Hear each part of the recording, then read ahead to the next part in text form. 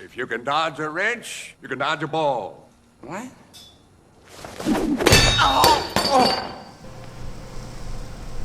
Alright, the first thing you'll need to perfect block is the deflect core skill for fighter and assassin.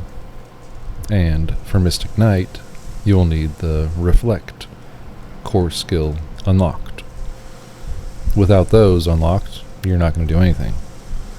Periphery, augment from Mystic Knight, will help get your shield capable of perfect blocking.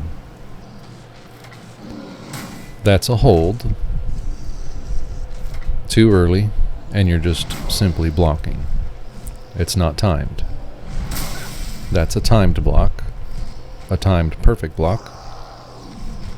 You can tell by the flash of the body, and it results in damage against the enemy.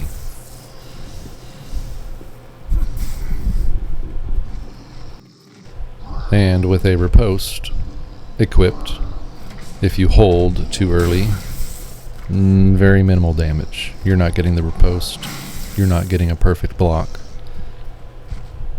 But if you do a timed block with a riposte active, then you get the spell activated,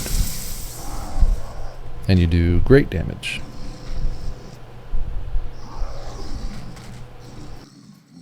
There will be a fine line between your shield not being capable and being capable.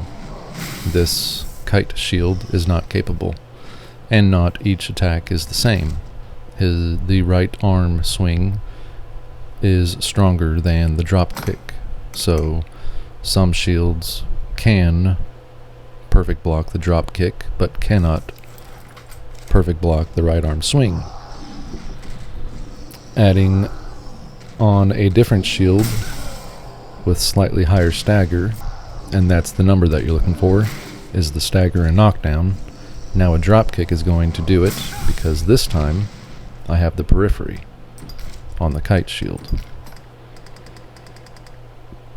The stagger and the knockdown number is what you're looking for, and if it's not great enough, the periphery augment will bump it up, and maybe bump it up enough.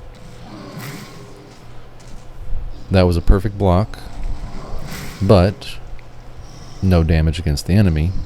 I didn't lose any stamina. That's a perfect block because the shield is on par, and it damaged the enemy and staggered and knocked down, and I still didn't lose any stamina. When you hold the block not timed, you lose stamina. That was a perfect block, no stamina loss. And there it is again. Periphery allows us to get a knockdown and a perfect block on the drop kick, but not the right arm swing. Without periphery, we didn't get anything.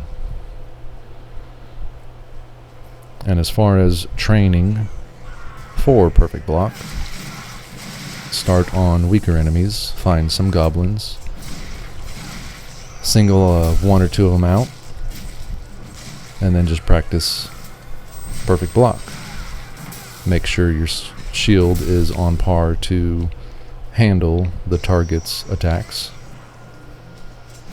Once you feel comfortable and have perfected the perfect block on goblins, and then you move on to Saurian or wolves or bandits, and so on. And eventually, at the end, you'll find yourself with Daemon, Curse Dragon, and everybody else.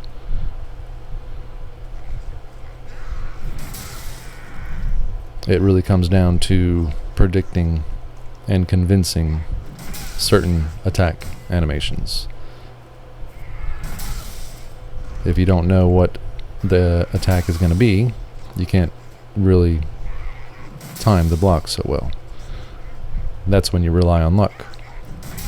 And if you hold block, then you're not landing a perfect block. It's just a regular block, you lose stamina. But once you get to know their attack patterns, which I have a whole library showing all enemy attack patterns that you can predict, and you can convince certain animations. When you're training, I highly suggest do not use prescience, or whatever you want to pronounce it as. It just holds you back. And then keep some curatives, because you're going to be training and learning how to perfect block. You're going to take damage, heal yourself, and continue. Move on the enemy pyramid pole and start learning each one.